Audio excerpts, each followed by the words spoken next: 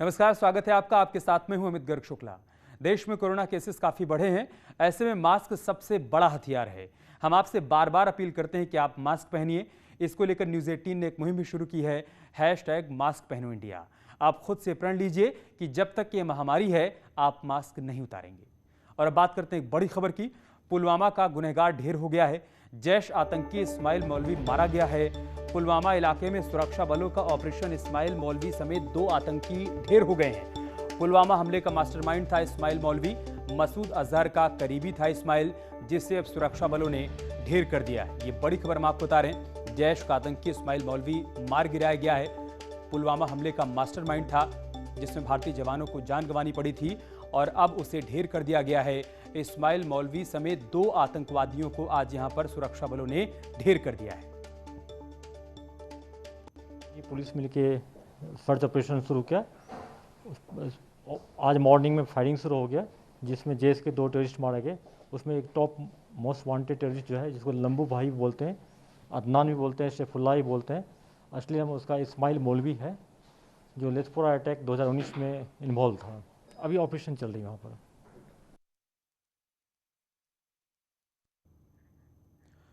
और एक बड़ी खबर लखनऊ से आ रही है। सीएम योगी से मिले हैं रामदास अठावले। केंद्रीय मंत्री रामदास अठावले का लखनऊ दौरा प्रस्तावित था और सीएम योगी से उन्होंने मुलाकात की है। ट्वीट कर मुलाकात की जानकारी भी दी है। आरपीआई के चुनाव में 10 सीटों की मांग है। अठावले ने कहा है सीएम से सकारात्मक आश्वासन मिला है। इस बात का भी ट्वीट में उन्होंने जिक्र किया है। ये बड़ी खबर हम आपको बता रहे हैं। केंद्रीय मंत्री रामदास अठावले ने लखनऊ में सीएम योगी आदित्यनाथ से मुलाकात की है और इस बात की जानकारी उन्होंने ट्वीट के जरिए दी है। उन्होंने कहा है कि मुलाकात सकारात्मक रही है। आरपीआई ने चुनाव में 10 सीटों की मांग की है। यूपी विधानसभा चुनाव लड़ना चाहती है उनकी पार्टी आरपीआई, लिहाजा उन्होंने सीएम योगी से मुलाकात में 10 सीटों की मांग की है और साथ ही उन्होंने इस बात का जिक्र किया है कि मुलाकात के दौरान सीएम की तरफ से सकारात्मक आश्वासन भी उनको मिला है।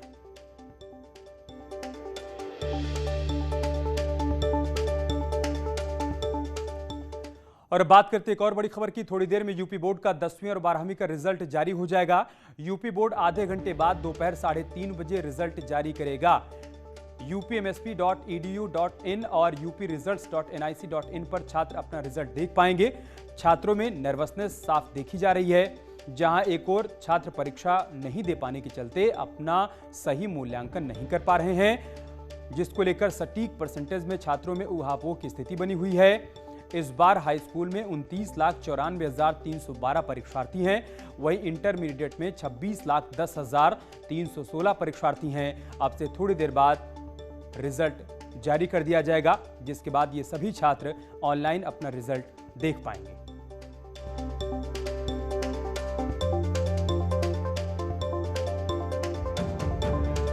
और रिजल्ट जारी होने से पहले छात्रों में नतीजों को लेकर कितना उत्साह और नर्वसनेस है, हमारे संवाददाता प्रशांत पांडे ने जानने की कोशिश की है, वो भी देखिए। क्या लग रहा है इस बार के रिजल्ट को देख के? थोड़ा डर है। हाँ। नर्वसनेस है? यस। क्या उम्मीद है कि क्या परसेंटेज रहेगा? 80 अबव। 80 अबव रहेगा। अन्य लोग हैं, हम उनसे जानेंगे क्या लग रहा है आपको, क्या रिजल्ट रहने वाला है? अच्छा ही आएगा, 80 अबव की तो पूरी उम्मीद है। अगर बात करें इंटरमीडिएट की तो फॉर्मूला तय है 50, 40 और 10 का। आपको क्या लग रहा है? सर हम लोग को थोड़ा डर लग रहा है, लेकिन इंशाल्लाह अच्छा ही होगा। अच्छा होगा। आपको क्या लग रहा है? फॉर्मूला तो तय है, तो क्या आपने कैलकुलेट किया अपना result? Sir according to me ठीक रहेगा। ठीक रहेगा। आपको क्या लग रहा है? सर जो भी होगा अच्छा ही आएगा। अगर हाई स्कूल की बात करें तो इस बार फॉर्मूले में थोड़ी तब्दीली की गई थी, जहां 9th के 50 और 10th के प्री बोर्ड और यूनिट टेस्ट के 50% थे, तो ऐसे में 50-50 का रेशियो था। क्या लग रहा है आपको? अच्छा ही रहेगा रिजल्ट। नर्वसनेस है? Yes sir. आपसे बात करें, क्या रहेगा रिजल्ट? सर बहुत ही ज़्यादा मैं एक्साइटमेंट हूँ और मुझे उम्मीद है 90+ आने की। सबसे पुराना बोर्ड है प्रयागराज बोर्ड और 100 साल का इतिहास है। पहली बार यहाँ पर हाई स्कूल और इंटरमीडिएट की परीक्षाएं नहीं हुई और एक निश्चित मापदंड के आधार पर विद्यार्थियों को का जो ये रिजल्ट नहीं कहेंगे, इसको कहेंगे अंकन की प्रक्रिया को लागू किया गया और निश्चित रूप में बच्चों की उज्जवल भविष्य की शुभकामनाएं हैं। उनको हम सब अवसर दे ही रहे हैं। अगर किसी को अंक की कोई शिकायत होगी तो ज़्यादातर बोर्ड्स ने भी यही किया है तो उसको अलग से परीक्षा में बैठने का एक ऑप्शन उसके पास में मौजूद रहेगा। उधर उत्तराखंड बोर्ड के 10वीं और 12वीं के परीक्षा परिणाम आज घोषित कर दिए गए। शिक्षा मंत्री अरविंद पांडे ने ये परिणाम जारी किए। हाई स्कूल में 1,47,725 छात्र थे, जिनमें से 1,46,386 छात्र पास घोषित किए गए हैं। इस बार हाई स्कूल में 99.09% छात्र पास हुए हैं, जिसमें 99.30% छात्र और 98.86% छात्राएं शामिल हैं। वहीं 12वीं में 1,21,705 छात्र थे और 99.56% छात्र पास घोषित किए गए हैं। इनमें 99.40% छात्र और 99.71% छात्राएं पास घोषित की गई हैं। आपको बता दें कि इस बार का रिजल्ट छात्रों की पिछली परीक्षाओं के आधार पर ही तैयार किया गया है और इस बार कोई मेरिट लिस्ट जारी नहीं की गई।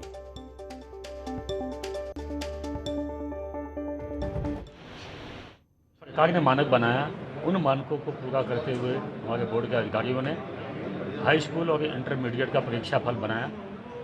मैं बोर्ड के समस्त अधिकारियों को मैं बहुत बहुत शुभकामना दूंगा, बधाई दूंगा। और आज इंटरमीडिएट में, हाई स्कूल में जो हमारे बच्चे और बेटियां जिन्होंने विशेष श्रेणी में परीक्षा फल हासिल किया है, प्रथम श्रेणी में पास हुए हैं, द्वितीय श्रेणी में पास हुए हैं, मैं प्रदेश के समस्त अपने बच्चों को बहुत बहुत शुभकामना दूंगा। केंद्रीय गृह मंत्री अमित शाह कल राजधानी लखनऊ के सरोजनी नगर इलाके में UP state institute of forensic sciences का शिलान्यास करेंगे। शिलान्यास स्थल पर कार्यक्रम की तैयारियों का जायजा एसीएस होम अवनीश अवस्थी और डीजीपी मुकुल गोयल ने लिया। अमित शाह लखनऊ के चौधरी चरण सिंह एयरपोर्ट पर आएंगे और वहां से हेलीकॉप्टर के जरिए कार्यक्रम स्थल पर पहुंचेंगे। शिलान्यास स्थल पर ही गृह मंत्री अमित शाह एक जनसभा को संबोधित भी करेंगे।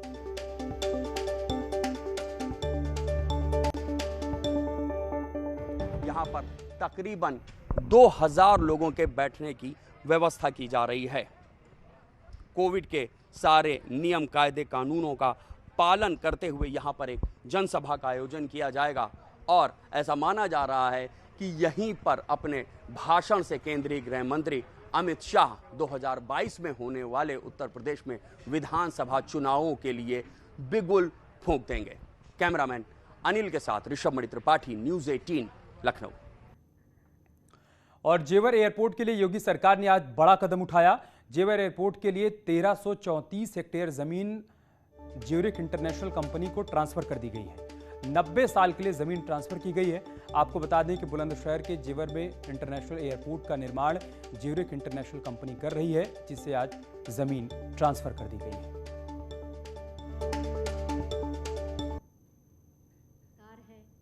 अत्यंत प्रसन्नता का विषय है कि कोरोना महामारी के बावजूद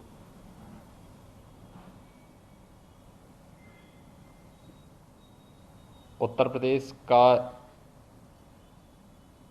नागरिक उड्डयन के क्षेत्र में एक महत्वपूर्ण प्रोजेक्ट जेवर इंटरनेशनल एयरपोर्ट के रूप में विकसित हो रहे हैं। इस ग्रीनफील्ड एयरपोर्ट के निर्माण की कार्रवाई अब वास्तविक हकीकत की ओर बढ़ रही है। प्रधानमंत्री मोदी ने सरदार वल्लभ भाई पटेल राष्ट्रीय पुलिस अकादमी के ट्रेनी आईपीएस अधिकारियों को संबोधित किया। वीडियो कॉन्फ्रेंसिंग के जरिए पीएम मोदी ने ट्रेनी आईपीएस अधिकारियों से कहा कि आप जैसे युवाओं पर बड़ी जिम्मेदारी है। आपको हमेशा ये याद रखना है कि आप एक भारत श्रेष्ठ भारत में ध्वजावाहक हैं, इसलिए आपकी हर गतिविधि में नेशन फर्स्ट, ऑलवेज फर्स्ट यानी राष्ट्र प्रथम, सदैव प्रथम की भावना झलकनी चाहिए। आपको एक मंत्र हमेशा याद रखना होगा कि फील्ड में रहते हुए आप जो भी फैसले लें उसमें देशहित होना चाहिए। पीएम मोदी ने कहा कि पुलिस की छवि सुधारने के लिए युवा अधिकारियों को अहम भूमिका निभानी होगी। इस मौके पर केंद्रीय गृह मंत्री अमित शाह और गृह राज्य मंत्री नित्यानंद राय भी मौजूद थे।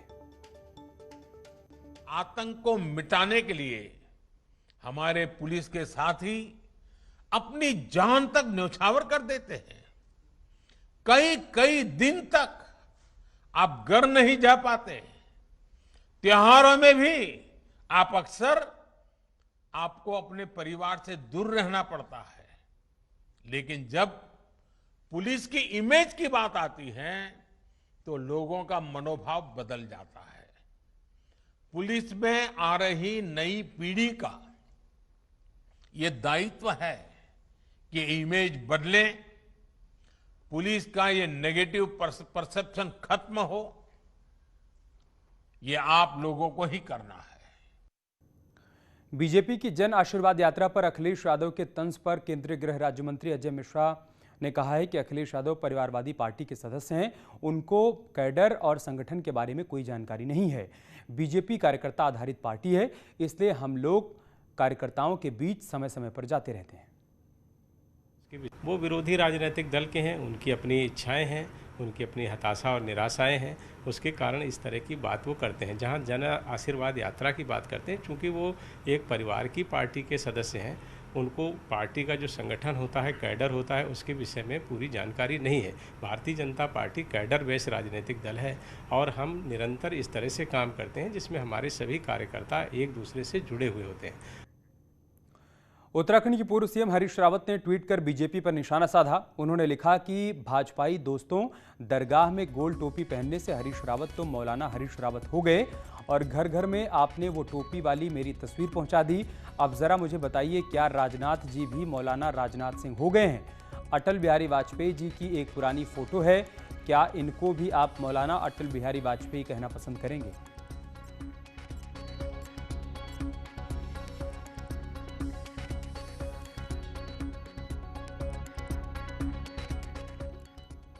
केंद्रीय राज्य मंत्री अजय भट्ट ने हरीश रावत के ट्वीट पर पलटवार किया है। अजय भट्ट ने कहा कि बीजेपी जाति धर्म वर्ग से ऊपर है। हरीश रावत चुनावी मौसम में कुछ भी बोलें, बीजेपी के लिए पहले राष्ट्र है, फिर पार्टी और फिर हम हैं।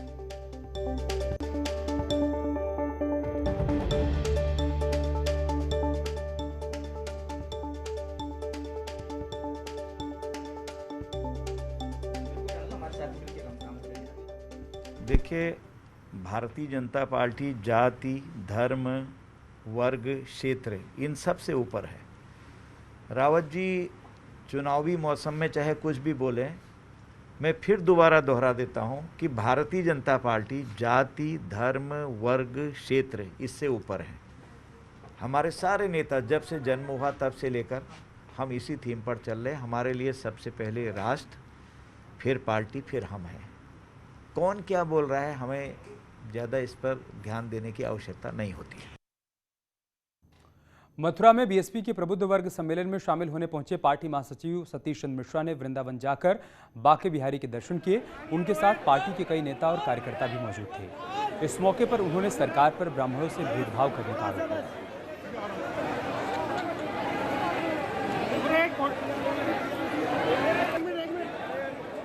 पूरे उत्तर प्रदेश में हम लोग कर रहे हैं और ख़ास तौर से उसमें ब्राह्मण समाज जिस तरह से आतंकित है, प्रताड़ित है, उसको उसके बीच में जा कर के उनकी बात सुन करके उनसे बातचीत कर रहे हैं और उनका मान सम्मान स्वाभिमान जो छीन लिया गया है उसको वापस दिलाने के लिए हम लोग आगे निकले। भाजपा का कहना है कि ब्राह्मण कहीं नहीं जाए। यार रुक रहे एक छोटे से ब्रेक के लिए, जल्द लौटेंगे कुछ और खबरों के साथ।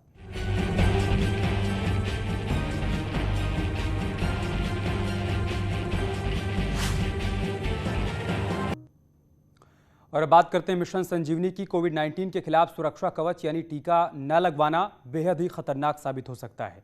ऐसे कई लोग हैं जिन्होंने अपनों को खो दिया और अब जाकर उन्हें ये एहसास हुआ। कोविड-19 टीकाकरण को लेकर नेटवर्क 18 और फेडरल बैंक की जागरूकता मुहिम संजीवनी खुराक जिंदगी की के तहत हमने कर्नाटक में दक्षिण कन्नड़ क्षेत्र के दूर दराज के गाँव का जायजा लिया और ऐसे एक परिवार से मुलाकात की। आइए आपको भी दिखाते हैं।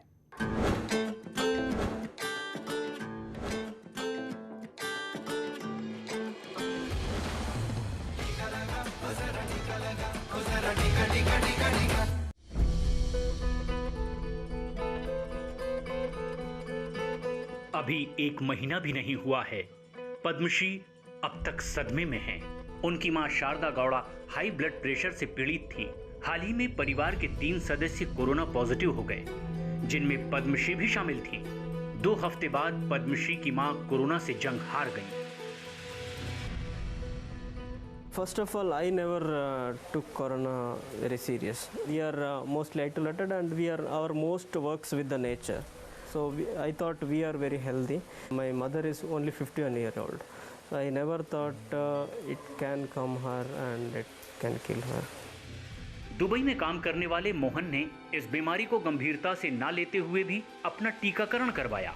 लेकिन उन्हें इस बात का पछतावा है कि भारत में रह रहे उनके परिवार ने टीकाकरण को गंभीरता से न लेकर इंतजार करने का फैसला किया था। When government was suggesting people to take vaccination, if it took it seriously and if I took my mother into vaccination, we could save her today. So we lost our mother because we didn't. That is the only weapon at the moment what we have to defend against corona. Do you feel regret? Yeah, of course. We feel regret that we didn't take vaccine before. परिवार में हुई मौत ने इनके व्यवहार को बदल दिया। अब सभी मास्क लगा रहे हैं और पूरे परिवार ने टीकाकरण के लिए रजिस्ट्रेशन करवा लिया है। Since we lost our mother, we don't want to lose our father also. Since he's 45 plus, we immediately took him to the vaccination. इनका संदेश बिल्कुल साफ है, देर ना करें, अभी टीका लगवाएं।